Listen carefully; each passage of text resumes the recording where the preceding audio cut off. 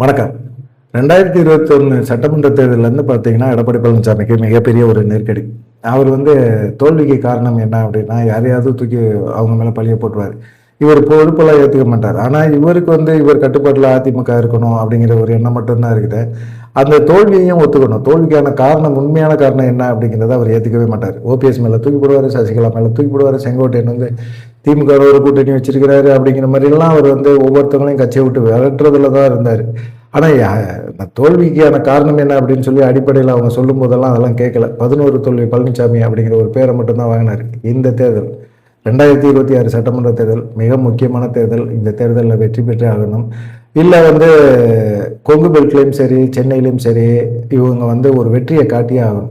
அப்படி காட்டலை அப்படின்னா இது எடப்பாடி பழனிசாமிக்கு மிகப்பெரிய ஒரு சரிவு. ஆனால் எடப்பாடி பழனிசாமி ஒரு விதமான சந்தோஷத்தில் தான் இருக்காரு. ஏன்னா நம்ம தலைமையை எதிர்த்து கேள்வி கேட்கக்கூடிய அளவுக்கு ஆட்கள் இல்லை. ஒவ்வொரு ட்ரிப்பும் ஓபிஎஸ் என்ன செய்வார், தலைமையை மாற்றணும் அப்படிங்கிற மாதிரி ஒரு இதை பேசுவார். இவர் என்ன செய்வார், ஓபிஎஸ்னால தான் அதிமுக தோத்துச்சு, ஓபிஎஸோட செயல்பாடுகள் சரியில்லை, 2021 சரியில்லை, நான் மட்டும்தான் செலவு பண்ணேன், இவர் ஆட்சியில் இருக்கும்போது இவர் சம்பாதிச்சார்ல, இவர் சம்பாதிச்ச காசை செலவு பண்ணியிருக்கணும்ல, தென் மாவட்டங்களில் செலவு பண்ணலை, அதனால தான் அதிமுக தோத்துது அப்படின்லாம் சொன்னார். குற்றச்சாட்டுகளை சொன்னார். ஆனால் இவர் கொண்டு வந்த ஜிஓ கடைசி நேரத்தில் வன்னியர்களுக்கு கொடுத்த 10.5% உள் இடஒதுக்கீடு அதை நிறைவேற்றினாரானா அதை நிறைவேற்ற முடியாது அப்படிங்கிறது அவருக்கும் தெரியும், அன்புமணிக்கும் தெரியும், எல்லாத்துக்கும் தெரியும். அப்பெல்லாம் பார்த்தீங்கன்னா கரைமுறைன்னு பேசிட்டு கூட்டணி தோத்ததுக்கு காரணத்தெல்லாம் சொல்லிட்டு அன்புமணி வெளியேறின பிறகு இப்போ திரும்பவும் 2026 சட்டமன்ற தேர்தலில் அதிமுகவோட தான் கூட்டணி வச்சிருக்காரு. வன்னியர்களுக்கான 10.5 இடஒதுக்கீடுல எடப்பாடி பழனிசாமி வன்னியர்களுக்கு துரோகம் பண்ணார் அப்படின்னு சொல்லி ஒரு குற்றச்சாட்டை தேர்தல் முடிஞ்சவொன்னே சொல்லிட்டு வெளியேறினார் அன்புமணி. ஆனால் இப்போ திரும்பவும் கூட்டணி வச்சிருக்கிறாரு அப்படின்னா அது எந்த விதத்தில் ஏற்றுக்கிறது? அன்புமணி ராம்தாஸ் சொல்கிற மாதிரி காசுக்காக கூட்டணி வச்சிருக்கிறாரா அப்படிங்கிற மாதிரி ஒரு கேள்வி வரும். ஆனால் ஒவ்வொரு தடவையும் பார்த்தீங்கன்னா இந்த தோல்வியில் அடையும் போதெல்லாம் நிறைய இடைத்தேர்தலாம் அவர் தொடர்ந்து தோல்வியை சந்திக்கிறோம். இடைத்தேர்தலாம் வேணாமையா, நம்ம நின்று தோத்துட்டோம்னா அது வேற நமக்கு அசிங்கமாக போவோம் அப்படின்னு சொல்லி இடைத்தேர்தலாம் தவிர்த்தார் எடப்பாடி பழனிசாமி.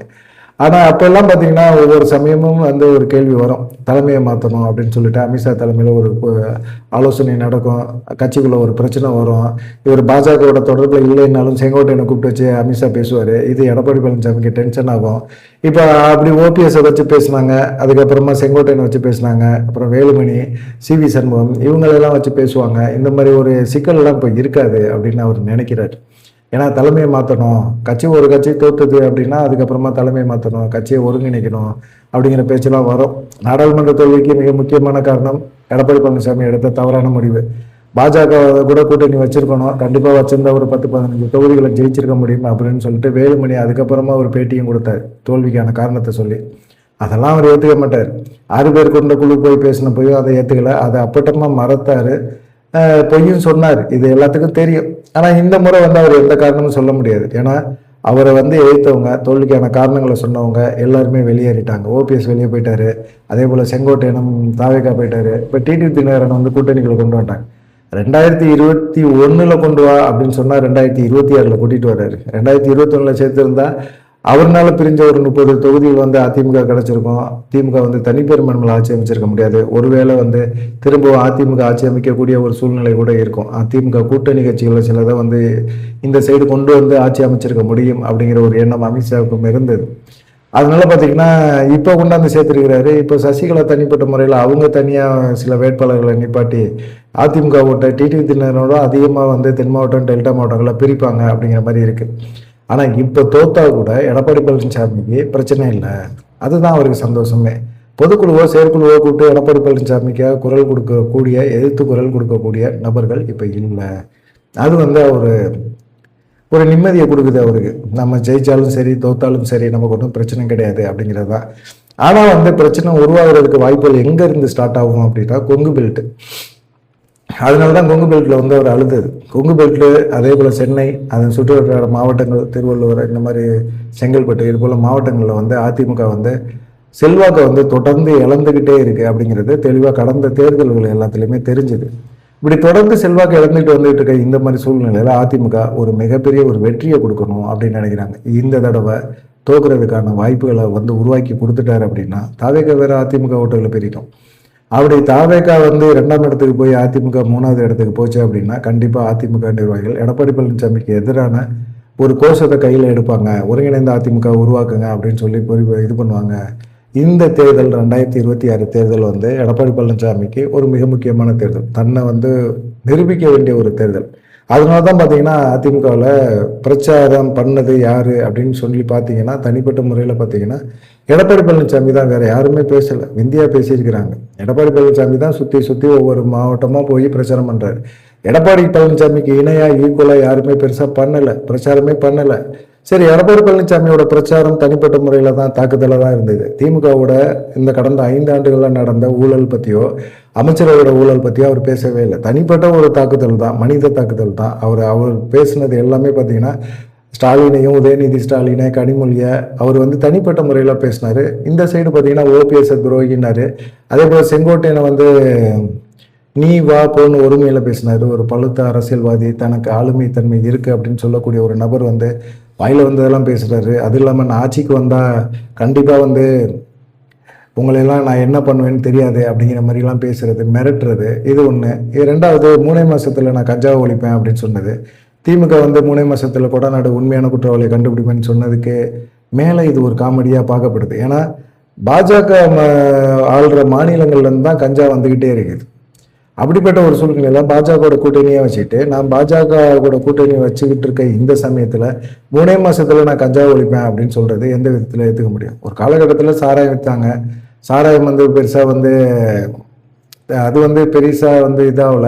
அதுக்கப்புறமா பார்த்தீங்கன்னா டாஸ்மார்க்கு அப்படின்னு போகுது. அதுக்கப்புறமா பார்த்தீங்கன்னா அடுத்த கட்ட போதை கஞ்சாக்கு போயிடுச்சு. அதுக்கு அடுத்த கட்ட போதை எல்லாமே டேப்லெட்டு, அது லொட்டு லொசுக்குன்னு ஏகப்பட்டது, என்னன்னே தெரியல.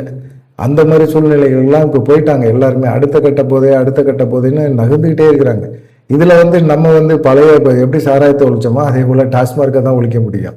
டாஸ்மார்க்கை ஒழிக்கிறோம் அப்படின்னா அதை தாண்டி என்ன அதுவே ஒழிஞ்சிரும். அடுத்த கட்ட போதைக்கு இப்போ இருக்கிற இளைஞர்கள் போயிட்டாங்க. நம்ம வந்து அதை தடுக்கிறதுக்கு என்ன வழி அப்படிங்கிறது தான் பார்க்கணும். அது இளைஞர்கள் பார்க்கணும். இளைஞர்கள் அவங்களாவே வந்து அதை செய்யணும், புரிஞ்சுக்கணும். இந்த போதைகள்லாம் நம்ம அடிமையாகக்கூடாது அப்படிங்கிற ஒரு எண்ணத்தை அவங்க வளர்த்துக்கணும். வளர்க்குறதுக்கு அடிப்படை கல்வி கட்டங்கள்லேருந்தே, கல்வி நிலையங்கள்லேருந்தே அவங்களுக்கான ஒரு திட்டத்தை கொண்டு வரணும். இந்த திட்டங்களை எல்லாம் கொண்டு வந்திருக்கானா? இல்லை, எல்லாருமே இலவசம். இந்தா அப்படி உனக்கு ஃப்ரிட்ஜு வேணுமா, வாஷிங் மிஷின் வேணுமா, இந்தா அப்படின்னு இப்படி இலவசங்களை வாரி கொடுக்குறாங்களே ஒழிய பெருசாக ஒன்றும் கொடுக்கல. எடப்பாடி பழனிசாமியும் அது போல தான், ஏதாவது பெருசாக ஒன்று பண்ணலை. எல்லாம் கவர்ச்சிகரமான திட்டங்கள் தான். இந்த திட்டங்கள்னால எடப்பாடி பழனிசாமிக்கு பெருசாக இல்லை, கட்சிக்கு ஒரு மிகப்பெரிய ஒரு பின்னடைவை கொடுக்கும் அப்படின்னு சொல்கிறாங்க. எடப்பாடி பழனிசாமிக்கு எல்லா சைடும் பார்த்தீங்கன்னா முட்டு சந்தா தான் இருக்குது. எங்கேயுமே பெருசாக ஒரு நம்பிக்கை தர மாதிரி ஒரு எண்ணமே இல்லை. அதனால பார்த்தீங்கன்னா இப்போ ஓபிஎஸ், செங்கோட்டையன் இவங்கெல்லாம் வெளியேறிட்டாங்க. நமக்கு வந்து கேள்வி கேட்கறதுக்கு ஆள் இல்லை.